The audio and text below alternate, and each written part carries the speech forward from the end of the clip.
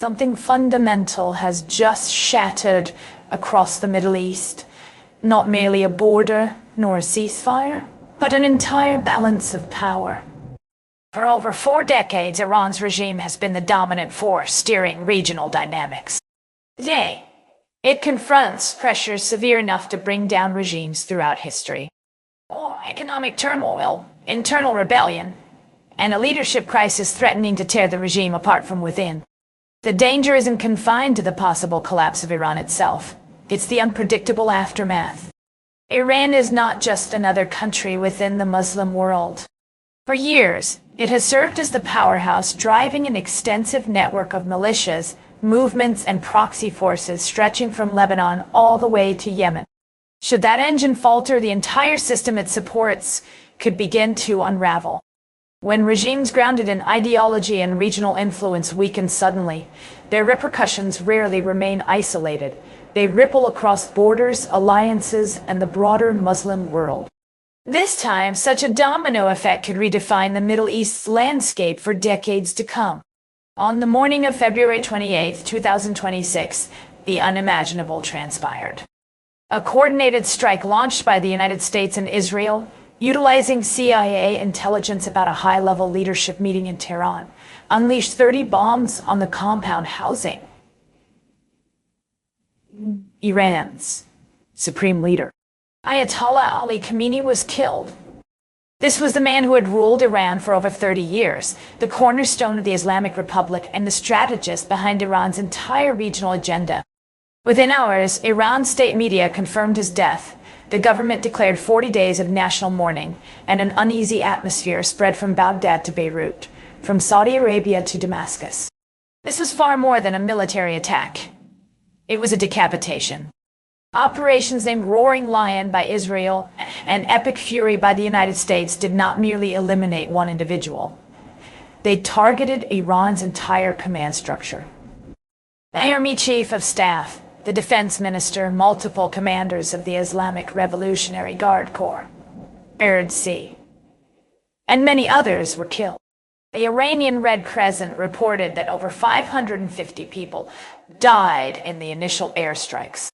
On the other side, 6 American service members lost their lives, and 11 Israelis were killed in Iran's immediate retaliatory attacks. Iran's counterstrike was relentless. Launching Operation True Promise, it deployed 4 waves of missiles and drones aimed at Israel, U.S. military bases, and its Gulf Arab neighbors. The United Arab Emirates air defenses intercepted 9 ballistic missiles, 6 cruise missiles, and an astonishing 148 drones in a single night. Thousands of vessels were halted near the Strait of Hormuz, and flights across the Middle East were grounded as tensions escalated. Yet the critical element of this crisis isn't the missiles or casualties alone. Kamini wasn't just a leader. He was the keystone supporting an entire political system. Removing him under wartime conditions, with no clear successor, and half of the RGC leadership eliminated, doesn't create merely a leadership vacuum. It initiates a profound collapse. And such a collapse cannot be confined to Iran's borders. To truly grasp why this matters, it's essential to understand the intricate system Iran has constructed over the past 40 years. A system that extends far beyond its own territory and shapes the entire region's future. This was never just about a state. It was a whole system. After the 1979 Islamic Revolution, Iran's leadership saw what many regional powers overlooked. Traditional armies are costly, highly visible, and vulnerable targets. In contrast, proxy networks offered a strategic advantage. They're inexpensive, easily deniable, and omnipresent. Iran's post-revolution constitution laid out a unique political framework featuring elected institutions, but with a supreme leader holding absolute control over the security forces. From this structure emerged a powerful second pillar, the Islamist Revolutionary Guard Corps, known as the RGC. Founded in 1979, the RGC grew into much more than a military organization. It became an economic powerhouse, a political force, and an external operations arm wielding influence across 5 countries simultaneously. Within the RGC, the elite external operations unit was the means of transforming ideology into real armed influence. Over decades, Iran painstakingly built what analysts call the axis of resistance, a sprawling network of armed groups, militias, and political movements stretching throughout the Muslim world. Each element was funded, trained, and directed to varying extents from Tehran. Take Hezbollah in Lebanon, for example. It was created from scratch with support from Iran's Revolutionary Guards in the early 1980s and grew into a state within a state, running its own schools, hospitals, elections, and maintaining a missile arsenal capable of striking anywhere across Israel. In Yemen, the Houthis evolved from a local revivalist group to one of the most disruptive forces to global maritime trade, launching drone and missile strikes on Red Sea shipping lanes and threatening the vital energy routes that powered the global economy. In Iraq, after the 23 U.S. invasion devastated the Iraqi state, Iran's RGC swiftly stepped in.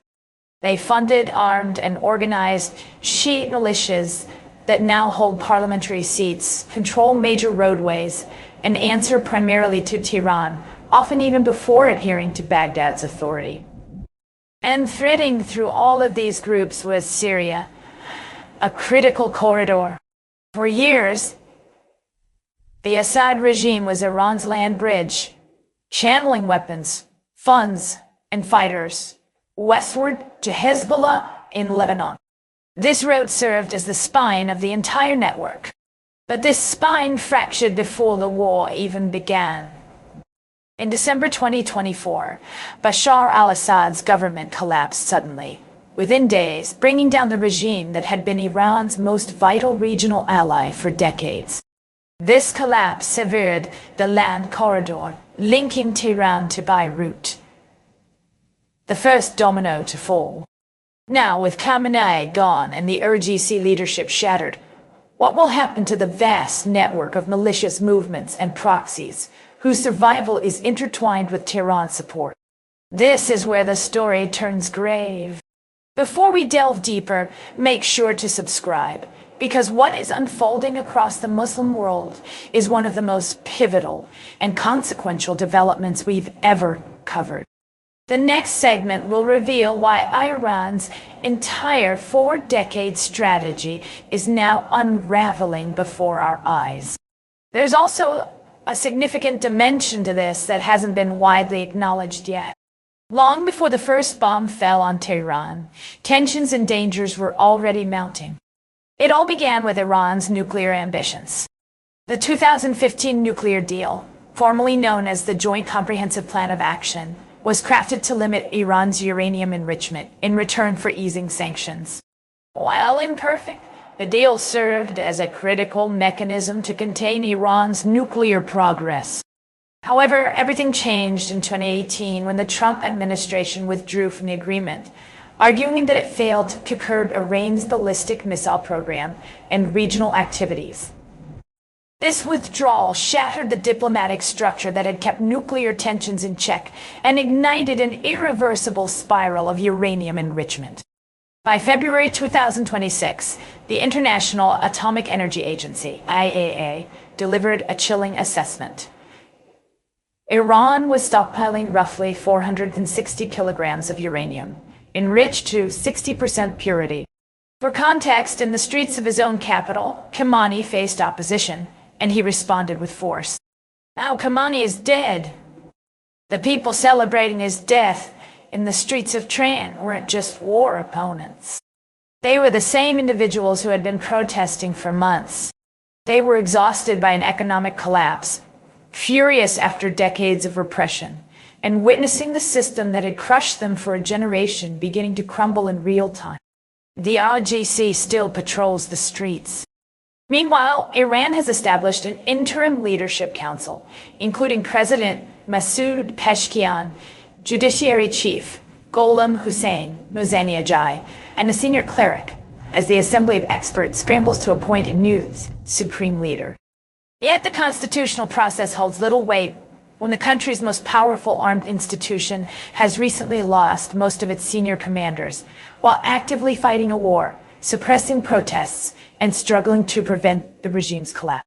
Today, the RGC holds real power in Iran. Whether this leads to the regime's survival or a descent into warlordism is the critical question that will shape the coming decade. But why does this matter beyond Iran's borders?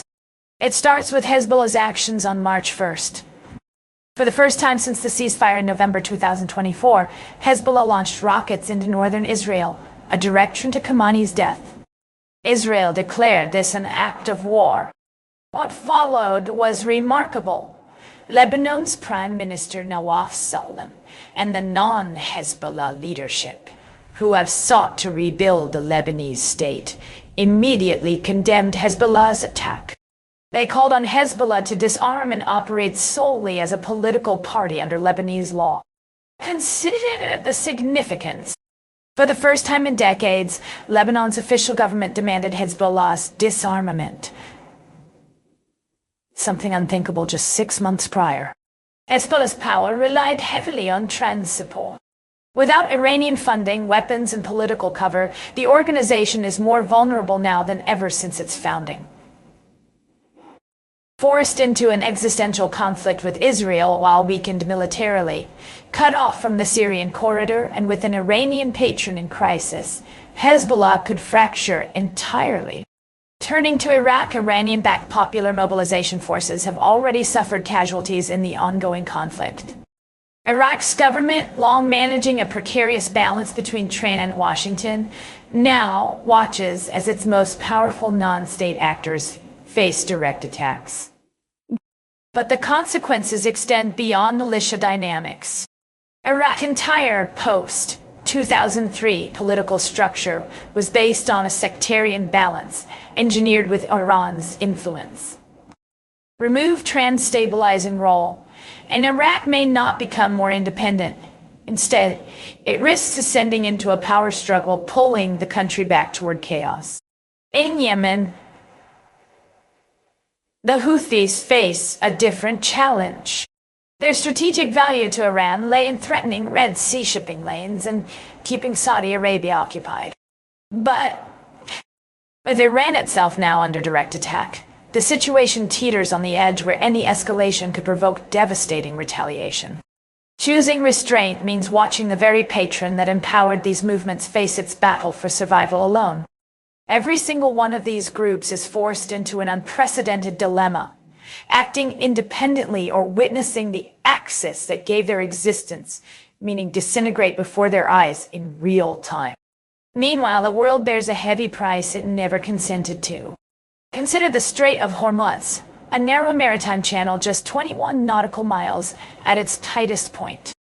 According to the U.S. Energy Information Administration data from 2024, this passage facilitates the daily transit of about 20 million barrels of oil.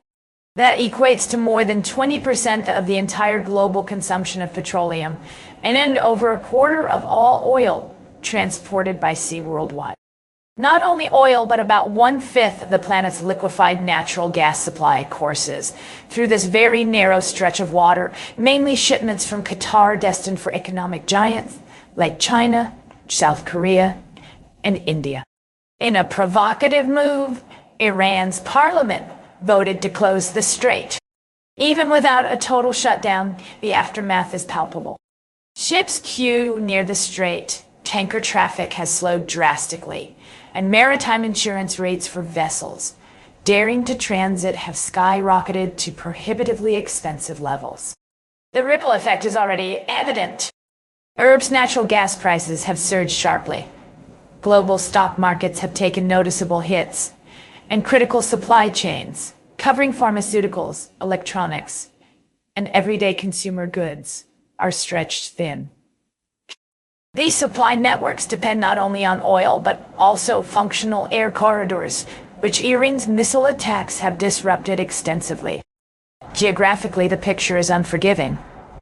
Saudi Arabia, and the UAE possess pipelines that bypass the Strait of Hormuz, but their combined capacity can only cover roughly a third of the Gulf's total export volumes. Meanwhile, Iraq, Kuwait, and Qatar have no alternative routes at all. Closing the strait doesn't just inflate oil prices, it effectively cuts off the energy lifeline to some of the world's leading economies. China and India alone receive more than 50% of the crude oil passing through the Hormuz route. For these nations, this isn't merely an energy crisis. It's a strategic emergency likely to influence their foreign policy and regional engagement for years to come. This is the dangerous threshold where what might begin as a regional war spirals into a global catastrophe. History offers a chilling parallel, not from the Middle East, but from a different era. December 1991, when the Soviet Union, a colossal ideological superpower commanding influence through an intricate network of aligned states, proxy governments, and military alliances, suddenly ceased to exist. The aftermath was far from peaceful. Instead, chaos erupted. New nations emerged overnight, most utterly unprepared to govern themselves. Decades of frozen border disputes ignited into open conflict. Regions like Nagorno-Karabakh, Transnistria, and Abkhazia became battlegrounds of unresolved tensions, all born from that sudden collapse.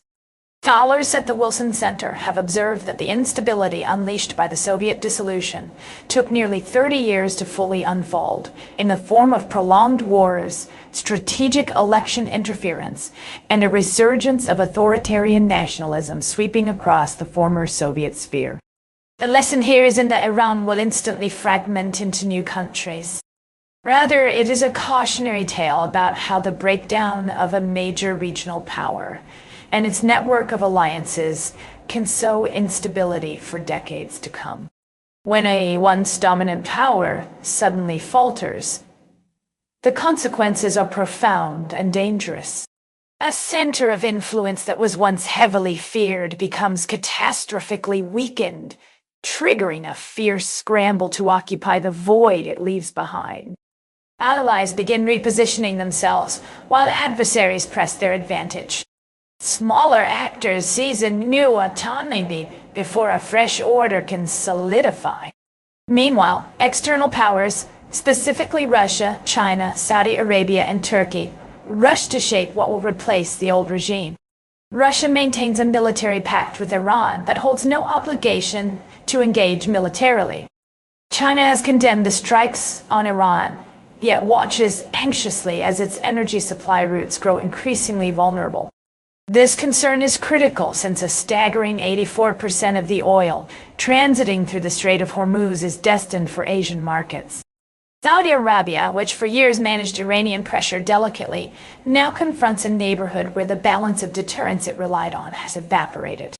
In the volatile space between what Iran once was and what it could become, every militia, faction, and movement formerly controlled by Tehran is bursting with freedom to make their own choices, some of which will inevitably be violent.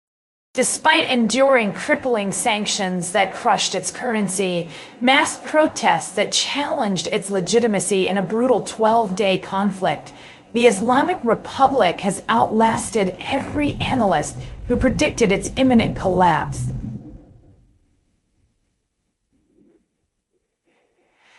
Predictions that have recurred for decades.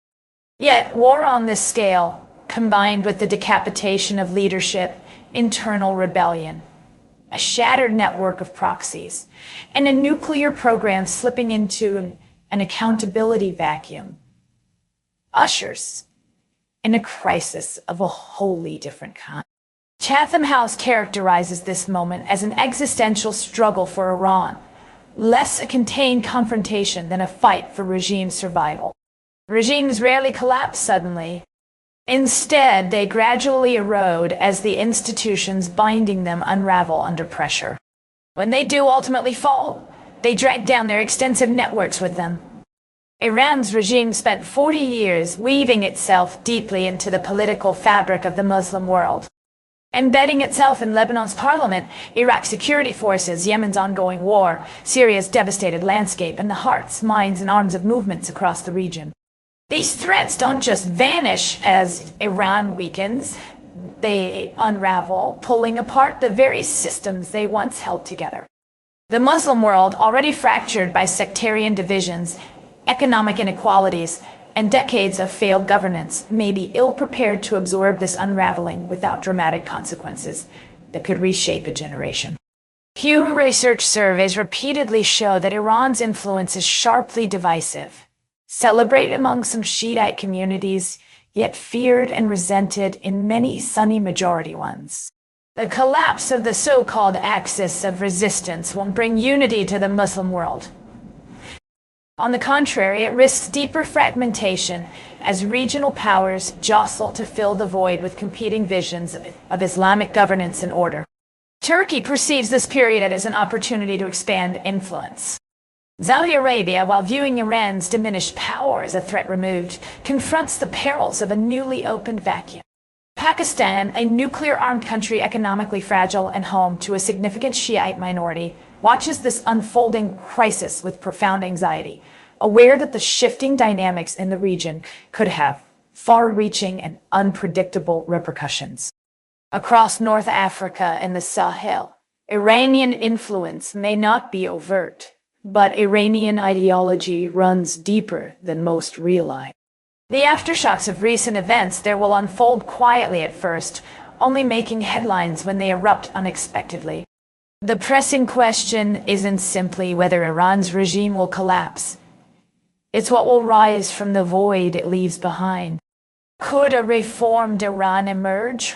One liberated from ideological rigidity, choosing reconstruction over revenge?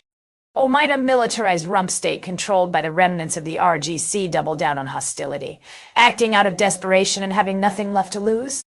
Alternatively, could we be facing something no analyst has yet fully anticipated, a collapse so complete that the Middle East fragments in a way unseen since the Ottoman Empire fell a century ago? These are questions without clear answers, and that very uncertainty poses its own threat. Every player in the region is now acting with incomplete information, under immense pressure, making decisions that could bind the region's fate for decades to come. One certainty remains. The chain reaction has begun. The very engine that fueled Iran's regional dominance for 4 decades has been struck at its core. If it truly stops, it won't do so quietly. The system it sustained will shatter. And when such systems built on ideology and power collapse abruptly, the consequences don't remain contained. The fallout spreads beyond borders, dissolves alliances, and ripples across the entire Muslim world. I wanted to hear your thoughts. Do you believe Iran's regime will endure this crisis? If it falls, which part of the Muslim world stands to pay the heaviest price? And which regional power is poised to move fastest to fill the void? Subscribe and stay tuned for more frontline analysis, because the unfolding developments in the coming weeks could very well define the next several decades.